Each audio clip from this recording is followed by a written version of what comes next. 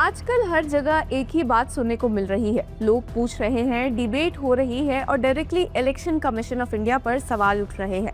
सब कहते सुनाई दे रहे हैं कि ECI does not have the power to delete names from electoral rolls like this.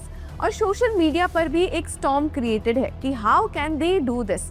इस तेज डिबेट के बीच एक चीज क्लियर है, जितना कंफ्यूजन अभी पब्लिक के बीच है शायद उतना पहले कभी नहीं था। और ये कंफ्यूजन तब से और ज्यादा बढ़ गई जब स्पेशल इंटेंसिव रिवीजन के सेकेंड फेज लॉन्च हुआ across 12 states and union territories. उस दिन से लोग लिटरली पैनिक मोड में है कि हमारे स्टेट में क्या हो रहा है, ये प्रोसेस हमें कैसे अफेक्ट करता है, अगर वेरिफिकेशन नहीं करवाया तो नाम लिस्ट से निकल जाएगा। इसलिए आज हम एकदम सीधी बात करेंगे, सब चीजें क्रोनोलॉजिकल ऑर्डर में समझेंगे और इस पूरे पॉलिटिकल स्टॉर्म के बीच फैक्ट्स और रियलिटी दोनों क्लियर करेंगे। क्योंकि सच ये है कि जब तक लोग एक्चुअली प्रोसेस समझेंगे नहीं, तब तक एंजाइटी और मिस इन्फॉर्मेशन ही बढ़ेगी। So let's break this confusion. सबसे पहले ये समझना जरूरी है कि इंडिया के वोटर रोल्स का अपडेट प्रोसेस एक सिंपल एनुअल एक्सरसाइज नहीं होता है। हर साल lakhs of additions, deletions, corrections होती है और ये एक ऑनगोइंग काम है। लेकिन इस साल सिचुएशन बिल्कुल डिफरेंट है क्योंकि देश के अलग अलग पार्ट्स में 3 डिफरेंट रिवीजन एक्सरसाइजेस चल रही है। Special intensive revision, special revision और स्पेशल समरी रिवीजन।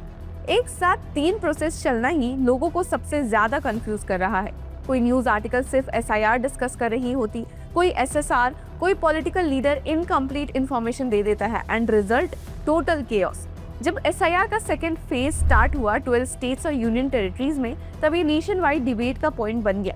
और नेचुरली वो स्टेट्स जहां SIR नहीं चल रही है, उन स्टेट्स के लोग भी टेंशन में आ गए, थिंकिंग कि कहीं उनके एरियाज में भी वेरिफिकेशन कंपलसरी ना हो जाए। बट रियलिटी ये है कि SIR सिर्फ 12 स्टेट्स प्लस यूनियन टेरिटरीज में अभी चल रहा है।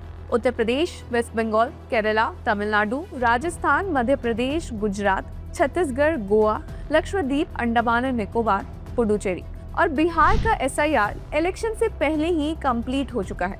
पर सवाल ये है कि SIR में ऐसा क्या स्पेशल है जो इतने लोग पैनिक कर रहे हैं। सिंपल वर्ड्स में SIR is the most exhaustive and intrusive form of voter roll cleanup. अब इस प्रोसेस में बूथ लेवल ऑफिसर्स घर घर जाकर वेरिफिकेशन कर रहे हैं और सिर्फ आधार कार्ड देखना या ऑनलाइन वेरीफाई करना ही नहीं, बल्कि they are matching current voter records with legacy data from 2002-2003 which was the last time such an intensive revision happened। ये एक बहुत ही heavy documentation और physical verification process है। लोग इसलिए परेशान हैं because failure to verify may result in deletion from the voter list।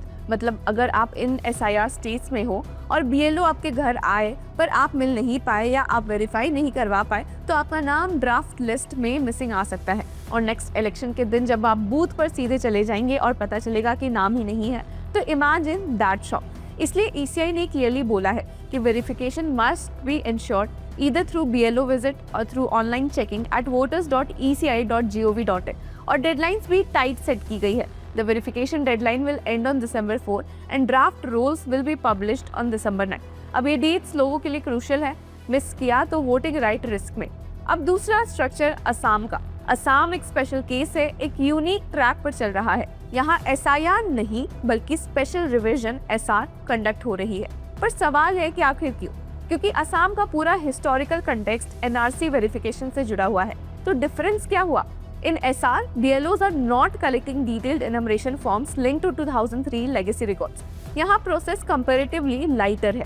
They are only cross-checking existing entries against pre-filled registers and rationalizing polling stations। Rationalizing का मतलब पर booth voter limit reduce करना from 1500 to 1200 just like SIR states। अब यहाँ house to house verification 23 नवंबर से 20 दिसंबर तक चलेगा और एलिजिबल डेट 1 जनवरी 2026 रखा गया। तो असम के लोगों के लिए पैनिक लेवल कंपैरेटिवली लोअर है, बट प्रोसेस फिर भी इम्पोर्टेंट है। और अब बाकी इंडिया की बात करते हैं। अब देश की majority states including Delhi, Karnataka, Telangana, Punjab, Odisha और कई और सिर्फ स्पेशल समरी रिवीजन फॉलो कर रहे हैं, जो एक रूटीन एनुअल साइकिल होता है। इसमें ना कोई डोर टू डोर विजिट, ना कोई intensive document checking. The draft rules were published in late October और early November and the process is currently in the claims and objections phases. तो अगर किसी का नाम मिसिंग है, एडिशन करना है, स्पेलिंग मिस्टेक है, एड्रेस चेंज है, सिंपल फॉर्म से हो जाएगा। Form 6 for addition, form 8 for correction shift. Final electoral roll जनवरी 2026 में पब्लिश होगी। तो ये 3 प्रोसेसेस साथ साथ क्यों चल रहे हैं? इस क्वेश्चन का आंसर ECI के स्टेटमेंट्स में क्लियर है। The ECI has calibrated its approach based on the ground realities of different states. SIR has been ordered in states where large-scale deletions or data mismatches were reported. Special revision in Assam is designed for NRC-specific requirements. SSR continues in the rest of India as part of the routine yearly cycle. लेकिन असली problem process में नहीं है, communication gap में है। Public को clear नहीं बताया गया है कि उनके स्टेट में कौन सा रिवीजन अप्लाई हो रहा है। न्यूज़ हेडलाइन सिर्फ SIR की बात करती है और बाकी स्टेट्स के लोग देरी के बिना डर जाते हैं। रूमर मशीन तब और पावरफुल हो जाती है जब पॉलिटिकल स्टेटमेंट्स ऐड हो जाते हैं, जैसे जब लोग कहते हैं कि ECI is targeting certain states, या मीम्स और ट्वीट्स सर्कुलेट हो जाते हैं। Memes are being deleted to manipulate elections, और तभी जो लोग जेन्युइनली वरीड है वो पैनिक मोड में आ जाते हैं। तो ट्रुथ ये है कि not everyone is losing their voter registration, not every state requires house verification, but messaging weak है इसलिए फियर स्ट्रॉन्गर है। पर अब इम्पोर्टेंट सवाल, पब्लिक क्या करे? सिंपल, 3 स्टेप्स इनफ है। Identify which process is active in your state at voters.eci.gov.in. Second, verify your entry. Third, do not assume, check, do not panic, confirm. क्योंकि डेमोक्रेसी का सबसे बड़ा वेपन वोट है, और अगर वोट ही नहीं दिया जा पाए बिकॉज ऑफ कंफ्यूजन, तो सिस्टम फेल नहीं, हम फेल हुए हैं। You lose a voice, a choice, a right. और एंड में एक इम्पॉर्टेंट रिमाइंडर कि voting is not just a right, it is a responsibility. इसको प्रोटेक्ट करना भी उतना ही जरूरी है जितना इलेक्शन के दिन क्यू में खड़े होना। So before forwarding a panic message, before giving into fear, बस एक काम करिए, अपना नाम लिस्ट में चेक करिए, अपना डेटा वेरीफाई करिए और फैक्ट्स के बेसिस पर डिसीजन लीजिए। क्योंकि अगर हम इन्फॉर्म्ड रहेंगे तो कोई भी मिस इन्फॉर्मेशन हमारा वोट छीन नहीं सकती। And in the end, democracy survives only when its voters stay away, not silent, not scared, but aware. तो व्यूअर्स, आपकी क्या राय है? Let us know in the comment section. Until then, keep following Law chakra.